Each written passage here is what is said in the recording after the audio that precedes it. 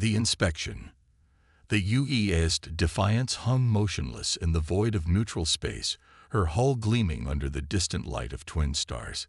Captain Sarah Chen stood on the bridge, watching 3 alien shuttles approach her ship through the main viewport. Each craft represented a different member of the galactic hegemony, and each carried delegates who believed they were about to inspect a primitive human warship. How wrong they were about to be. The bridge around her hummed with quiet efficiency. Her crew went about their duties with the calm professionalism that had made human ships legendary throughout this sector of space. Not that the aliens knew about that reputation yet. The hegemony had only recently made contact with humanity, and their first impressions had been carefully managed. "Captain, the alien shuttles are requesting permission to dock," reported Lieutenant Jake Morrison from the communications station. The young officer had been specifically chosen for this mission. His friendly demeanor and apparent inexperience would help maintain the illusion that humans were still learning the ways of galactic civilization. "Permission granted, Lieutenant. Have them dock at Bay 7. And Jake." Chen's voice carried just the right note of nervous authority. "Remember, we're supposed to be impressed by them, not the other way around." Morrison grinned. "Understood, Captain. I'll try to contain my overwhelming awe at their advanced technology." The first shuttle to dock belonged to Ambassador Zixtal of the Saurian Confederacy. The reptilian diplomat emerged with the confident stride of someone accustomed to intimidating lesser species. His scales gleamed emerald in the docking bay lights, and his yellow eyes swept the human facilities with obvious disdain. Behind him walked 2 guards, their weapons prominently displayed. The second shuttle disgorged Dr. Velnera, the hegemony's chief cynobiologist.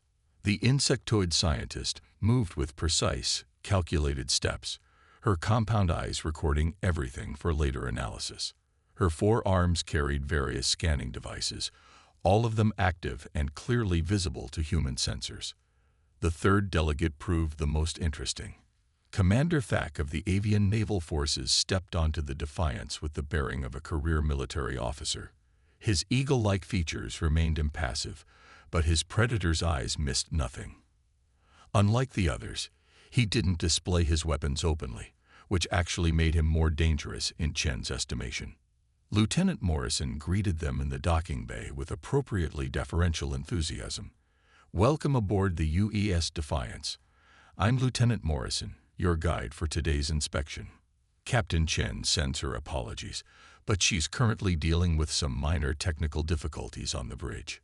Ambassador Zixtal's forked tongue flicked out dismissively. Technical difficulties. How typical of human engineering. We trust these issues won't interfere with our comprehensive examination of your military capabilities. Oh no, sir, not at all. Morrison replied with just a touch too much eagerness. We're honored that the hegemony wants to inspect our ship. We've prepared a full tour of all our systems.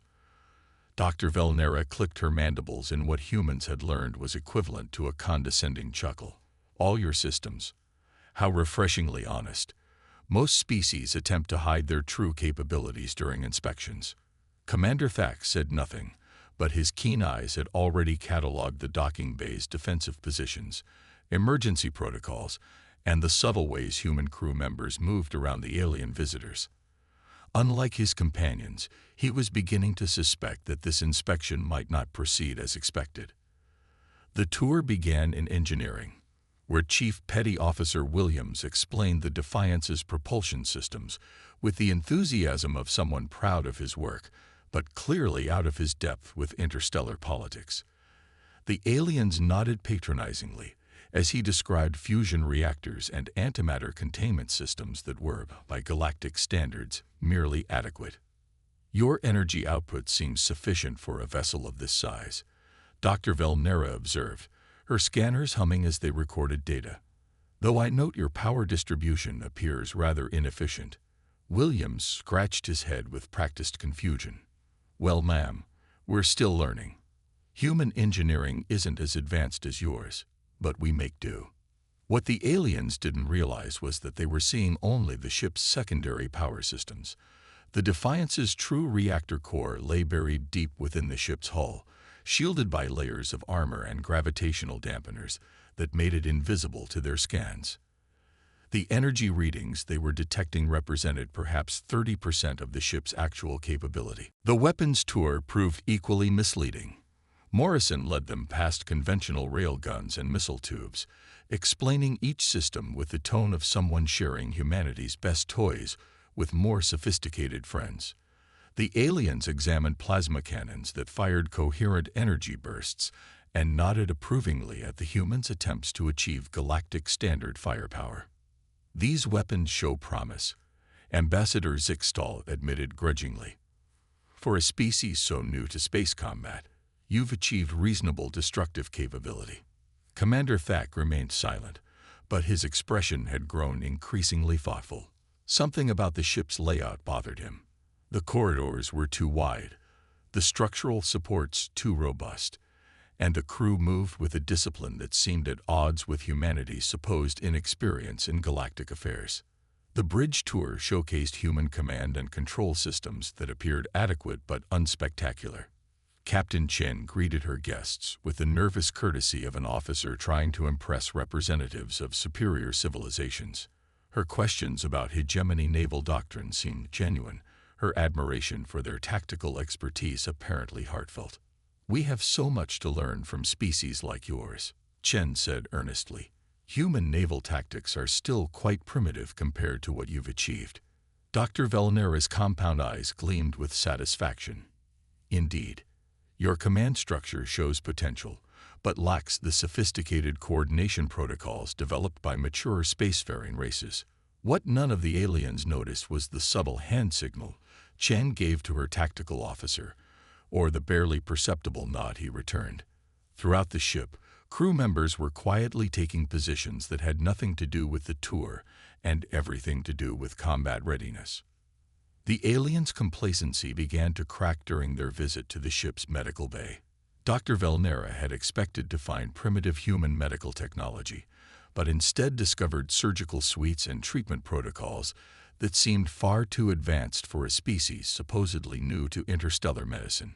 "These trauma treatment systems," she observed, her voice carrying the first note of uncertainty, "they appear designed for treating injuries that would occur in extended space combat.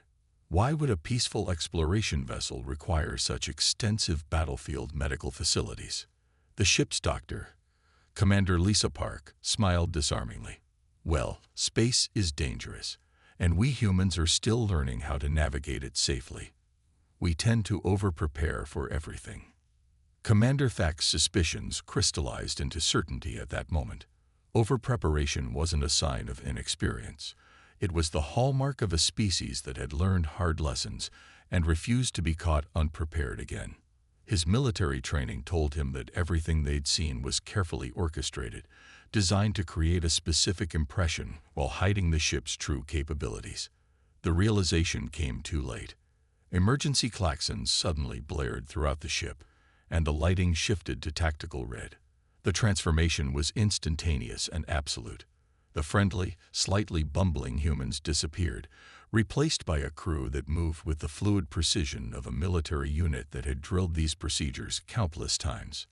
"All hands, battle stations," Captain Chen's voice echoed through the ship's communication system. Her tone had changed completely, dropping the nervous deference and revealing the authority of an experienced combat commander. "This is not a drill. Unknown vessels are approaching at high speed with weapons hot." Lieutenant Morrison's demeanor shifted as dramatically as his captain's. The eager young officer became a seasoned professional, his hand moving instinctively to his sidearm as he positioned himself between the aliens and the nearest weapons locker. "My apologies, honored delegates," he said, his voice now carrying undertones of steel, "but I'm afraid your inspection will need to be cut short. Please remain in this secured area for your own safety." Ambassador Zixtal's scales flushed dark with alarm. "What is the meaning of this? Are we under attack?" "Pirates," Chen replied curtly from the bridge, her voice transmitted through the ship's intercom. "3 vessels. Configuration suggests they're raiders from the outer rim. They've probably been tracking your shuttles. thinking diplomatic vessels would make easy targets. Dr. Velnera's mandibles clicked frantically as her scanners detected massive energy buildups throughout the ship.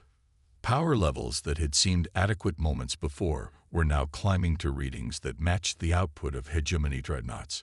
"Impossible," she whispered. "These power signatures, they're reading military-grade reactor output." Commander Thack said nothing, but his Predator's grin had nothing to do with humor. He'd suspected the truth, but even he hadn't anticipated the scale of human deception. The Defiance wasn't just hiding advanced weapons or superior technology. She was hiding the fact that she was a completely different class of vessel than she appeared to be. The ship's hull began to shift and reconfigure as hidden armor plating slid into position. Weapon ports that had been concealed behind false hull sections opened to reveal plasma cannons that dwarfed anything the aliens had been shown during their tour. Point defense systems emerged from previously seamless surfaces, their targeting arrays already tracking the approaching pirate vessels. "How?" Ambassador Zixtel's voice cracked with the strain of processing what he was witnessing. "How are you hiding this level of technology from our scans?" Captain Chen's reply came with the patience of a teacher, explaining a simple concept to confused students. Humans learned a long time ago that the best defense is often to be underestimated. We've had a lot of practice at it. The revelation. The first pirate ship entered weapons range just as the Defiance completed her transformation from a parent exploration vessel to revealed warship. The three alien delegates watched through the bridge's main viewer as their understanding of humanity underwent a complete revolution. "Incoming transmission from the lead pirate vessel," reported the communications officer. "They're demanding we prepare to be boarded and surrender all valuables." Captain Chen's smile held no warmth whatsoever. "Open a channel."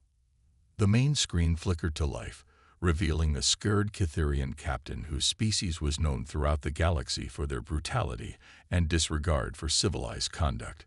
His predatory grin faded quickly as he took in the sight of the Defiance's bridge and its obviously military crew. "I am Captain Vex Tar of the raider ship Blibfang." The pirate snarled, trying to recover his composure. "You will surrender your cargo and passengers, or we will take them by force." Chen's response was delivered in the flat, professional tone of an officer who had given similar warnings many times before. "This is Captain Sarah Chen of the United Earth ship Defiance. You are in violation of 17 interstellar maritime laws and are threatening a vessel under diplomatic protection. Withdraw immediately or face the consequences." The pirate captain's laugh was harsh and confident. "One human ship against 3 experienced raiders?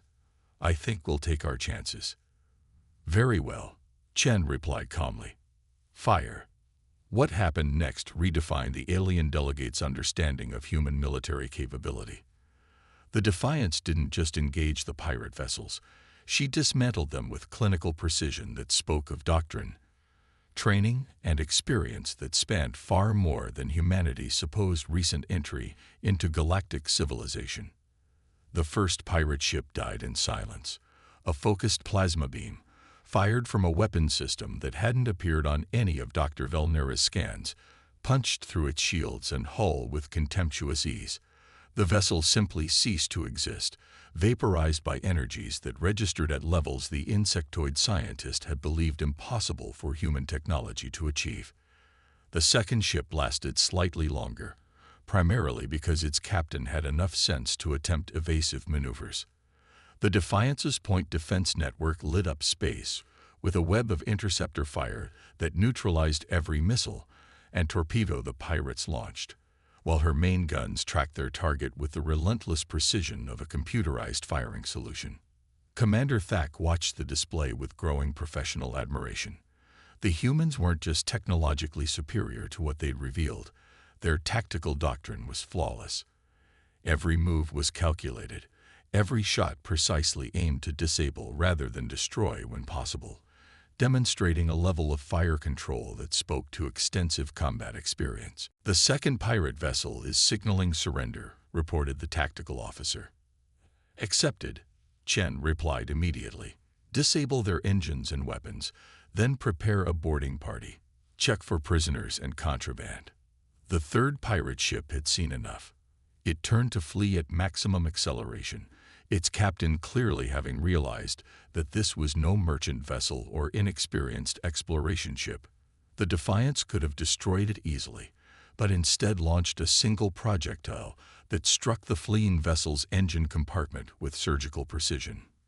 "Perfect hit," the tactical officer reported. "Their propulsion is offline, but life support and emergency systems are intact." Ambassador Zixtal found his voice at last, though it emerged as barely more than a whisper. You deliberately chose not to destroy them." Captain Chen turned to face the alien delegates, and they saw in her eyes the depth of calculation that had gone into every aspect of their inspection. She hadn't just been hiding humanity's military capabilities. She'd been demonstrating them in the most effective way possible. Humanity learned long ago that the most dangerous enemy is the one who underestimates you, she explained calmly. "We've been spacefaring longer than we've let the hegemony believe. We've fought pirates, dealt with hostile species, and developed our own solutions to the problems of interstellar civilization." Dr. Velnera's compound eyes were wide with shock as she processed the implications. The power readings, the weapons systems, the tactical coordination, none of this appeared on our scans. "How is that possible?" "Because we didn't want it to appear," Chen replied simply. "Human ships are equipped with adaptive camouflage systems that can mask our true capabilities from most known scanning technologies. We learned to do this after our first encounters with species who mistook our peaceful intentions for weakness." The captain's words carried implications that went far beyond this single ship. If the Defiance could hide her true nature so completely, what did that say about humanity's actual position in galactic civilization?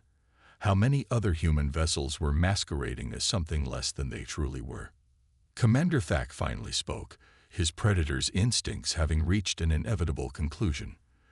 "This was never a real inspection, was it? This was a demonstration." Chen nodded approvingly. "Very good, Commander. The hegemony has been operating under the assumption that humanity is a junior partner in galactic affairs, useful primarily for our resources and our willingness to accept guidance from more advanced species. Today's exercise was designed to correct that misconception." The tactical display showed the disabled pirate vessels being secured by human boarding parties that moved with the efficiency of special forces units. Each team was equipped with armor and weapons that clearly represented military technology far in advance of what the aliens had been shown during their tour.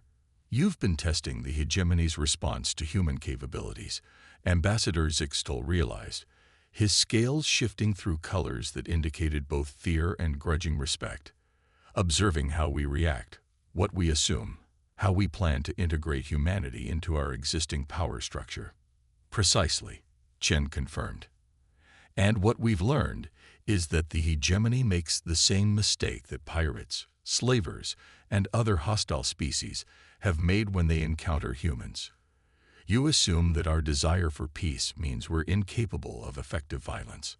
Dr. Velnera's scientific mind was already racing ahead to the broader implications.